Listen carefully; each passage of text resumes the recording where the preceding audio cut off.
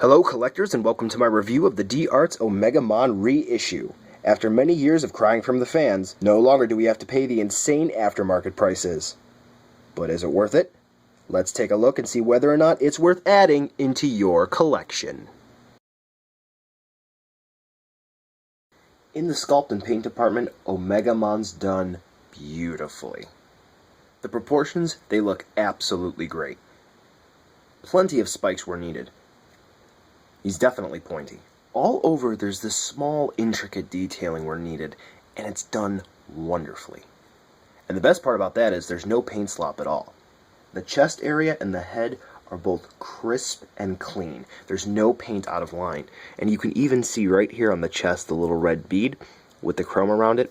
Very spectacular. The eyes, very nice. Might be decals, but they look like paint. And the gold horns that he has there, pretty awesome. The War Greymon arm, perfect orange, and the crest on the shoulder, it's not sloppy at all. The metallic blue for the Metal Garurumon is stunning, and the gold spikes on the shoulder, they're quite eye-popping on the shelf. Finally, the toes on Omegamon are chrome, aluminum, whatever you would prefer to call them, gold, so be careful not to scrape them, as it may look ugly as time goes on, and I'll show you an example of just how ugly it can look in a little bit. Overall, for a display piece, Omegamon is sure to stand out on any shelf. It's big, and it's beautiful, so collectors will not be disappointed. I know I'm not.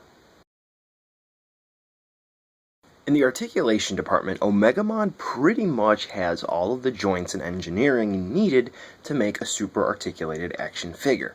However, it is the design of Omegamon which really doesn't allow for a full-blown action figure to, well, work exactly right. To begin with, as you can probably guess, Omegamon's head is attached to the neck on a ball joint, so you get movement around there, and the neck is attached to the body also on a ball joint, so you can definitely get a lot of movement there. The shoulders of Omegamon, they are attached into the body on a ball joint, so you can get some nice rotation there. Spinning around, and the shoulders feature the typical swivel, hinge, whatever you would technically like to call it, so this way you can get the arms to bend out straight. However, with the War Greymon arm, this crest here, it tends to go into the head, so you have to angle it perfectly in order to get some interesting poses out of it. As for the rest of the arms, you're probably looking at them thinking, well, they're probably not that articulated. But in actuality, they are. At the shoulder spheres for both arms, they are attached on a swivel. So you can get the arms to spin around very easily. Then, at the elbow here, and here, there are hinge joints, both from the bicep connecting to the elbow and from where the heads would connect to the elbow. And the heads themselves are attached on ball joints, as you can see there. Both the War Greymon head and the Metal Garurumon head feature minimal articulation, and this is basically so the accessories can slide in and out very easily, relatively. So the jaw opens and closes on the War Greymon head on a hinge joint on the inside there, and this will allow you to slide the sword in. As for the Metal Garurumon head, there is a system of hinges in the mouth, allowing you to really get the mouth open very, very wide for the Garuru cannon. Returning to the main body of Omegamon, this little piece here with the gem on it, it is attached on a ball joint, so you can get some movement from that piece there. And the upper portion of the torso is attached on a ball joint, so you can get some twisting and turning there and rocking back and forth. And the bottom portion of Omegamon is also attached on a ball joint. Pretty nifty. And the crotch guard is also attached on a ball joint. Evaluating the legs of Omegamon, really the articulation, there's a lot there, but unfortunately the engineering in it feels lacking, and you'll see exactly what I mean right here, mostly because I'm talking about the hips. They swivel forward and back. Now, of course, you're probably going to see Omegamon with some spread legs, but that's mostly because at the thigh, they're attached on a ball joint, which allows you to spread the legs out. But the actual hip joint itself, it's just a swivel, which is a bit disappointing. But fortunately, the knees are on a double hinge, so you're going to be able to get a lot of movement there. Further sort of hindering the articulation is the fact that the feet of Omegamon are what's articulated, not the actual ankle itself, because this portion right here, this black piece, is holding the front of the foot and the back of the foot, the heel, together. So they're on their own independent ball joints, and unfortunately, you can't always get the best pose out of it. Sure, you can get some stability, but some zany poses that I'm trying to get out of Omegamon when I'm fiddling around with him on my own, I can't truly get. But a nice little detail about that are the toes. Each one is attached to the foot on a ball joint. Unfortunately, some of them like to pop out very easily, which it's not a humongous complaint.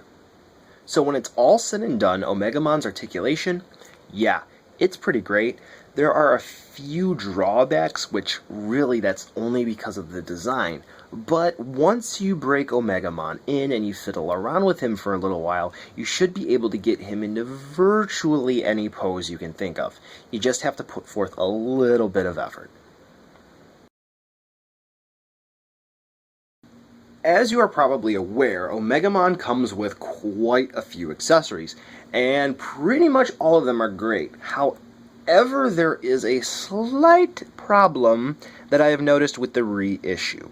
First, though, let's talk about one of the essential accessories to Omegamon, the cape. You get one which is in a swooshing motion, which is a fixed sculpt. And as you'll see here, there are two tabs. And on the back of Omegamon itself, there is this little slot. And all you do is you take the tabs, and you put it into the slot. And now Omegamon has his cape. Ooh. Now, unfortunately, this cape is good for, say, neutral poses when you're wanting to make Omegamon look majestic on the shelf. So, it's not always the best for every situation. Luckily, this was thought of. In addition to the fixed posed cape, we get this smaller but articulated cape. This one allows Omegamon to freely express all of the range of movement on him, for the most part. And just like the fixed cape, you just take the two tabs and you plug them into the slot on his back. And so they freely move.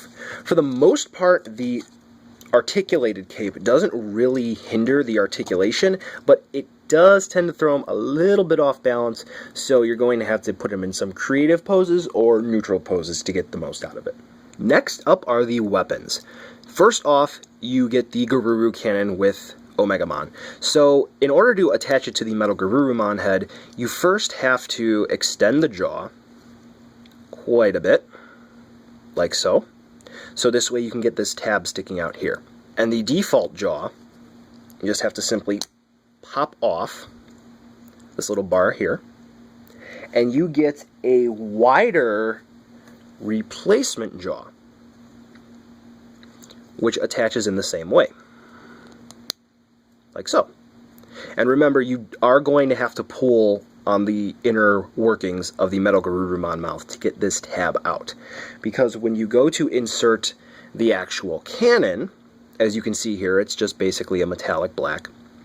There is a little slot on the inside which lines up with this tab. You're going to probably have to move the teeth out to the side and line up the slot with the tab in the mouth, and there you go. Pretty simple. Other reviews make it look difficult, but it's usually getting the mechanics to actually come down so you can use the cannon. So after that's done, you have the ball joint on the back of the head, and then line it up and pop it back on. Oh yeah. Next up is the gray sword accessory. Pretty nice. There's some crisp detailing here on the symbols on the sword. But as you can kind of see, that's about where the detailing stops in terms of looking nice. The chrome aluminum finish on the reissue, I mean, there's my fingerprints on it, But aside from that, as you can clearly see right here, where my left finger is tracing, there is stripped paint. You can even see this more so on the part where it would plug into the Wargreymon head. And this isn't just a one-time quality control mess-up, because as you can see, I still have the replacement Omegamon sword, which I have yet to return, and right there, you can see a prime example of the paint being stripped. So this isn't an isolated incident, and after speaking with a few other collectors who were really looking forward to Omegamon, who got the gray sword, and it was all jacked up like this, yeah, I can't help but wonder what exactly they were thinking. But then I think to myself, it's a D-Arts. So there's that. But aside from that, attaching the gray sword, it's pretty easy. With the Wargreymon head, as I showed you earlier, make sure that you have the mouth all the way open, and you'll see that there's a little hole on the inside where this little peg on the gray sword attaches. And all you do is you slide it in, like so. And now it's attached. And then you can simply reattach the arm to Omegamon, or you don't even have to take the head off of the arm at all. And just like that, Omegamon is all decked out with his weapons. But wait, there's more. Omegamon comes with a display stand, which on the back you'll see that there are some markings, and there are 3 dots on the reissue, as you can kind of see where my pinky finger is at, right there, and those 3 dots indicate that it's a reissue. If there are 4, that means you have, congratulations, the original production run. But anyway, this is an older figure, so the display stand, it's kind of ancient, as you can see when Tamashii Nations releases a display stand with the circular base, there's typically 4 holes instead of just the 1. And yeah, it's kind of designed in an ancient way too, because instead of a Stage Act 4 or other display arm, you get this solid, smoky piece of plastic, which simply plugs in to the base, like so. There's a specific way to do it, I guess. And you get this little clip, which just kind of slides in right on top here, like so. And then, as you slowly work its way down, it's a little bit like so, you take your Omegamon in a somewhat neutral pose, and you clip the clip onto the main portion of the body there. And that's about it. I mean, it works to support Omegamon, and realistically speaking, you can use it with the cape too, just to show you here. Like so. So yes, you can use it as an actual display base, but if you're looking to get the support of, say, a Stage Act 4 or 5 arm like you would get with another Tamashii Nations release that would include a stand, it's not exactly too conducive to extreme posing, but it works. So overall, for Omegamon, the accessories, they're pretty much spot on, and you really can't ask for more, except the damn gray sword having more paint. Except maybe possibly some effect parts, like maybe a blast effect shot coming out of the Garuru cannon, or maybe a sword slashing effect part for the gray sword.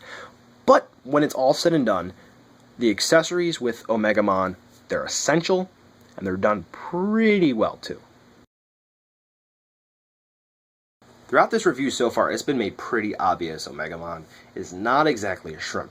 He's pretty tall, and he can definitely take up some shelf space. For example, here's Omegamon alongside some Dragon Ball Z SH figure arts.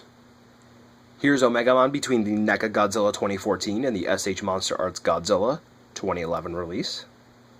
And finally, the comparison you've been waiting for, alongside the D-Arts Metal Garurumon and the Wargreymon Original Designers Edition. So, as you can see, Omegamon, yes, very tall, but depending on how you work him into your display, he'll probably be able to fit on any shelf. So, get Omegamon now, skip it, or wait for a sale. Very much like Metal Garurumon, the paint on Omegamon is damn near flawless. There are subtle details in the sculpt which must be seen in hand. The metallic paints used are remarkable on the final product, though the shiny gold on the toes is a little bit questionable. The articulation is great for the design, though keep in mind not all poses are possible, but once you get the feel for how he works, it'll be a breeze getting him into some great poses. The accessory count is great, though it does feel a little bit old. A better stand and effect parts would be very much so appreciated, and the chrome paint issue with the gray sword on the reissue is totally uncalled for. Luckily, it tends to range from hardly noticeable to atrocious, so that part on every purchase, it's a gamble. Overall, if you've been eyeing this on the aftermarket for years like I have, don't hesitate to jump on it. He's around $55 now, so it should totally be considered an immediate purchase. Fans of Omegamon will not be disappointed. Except with the gray sword issue.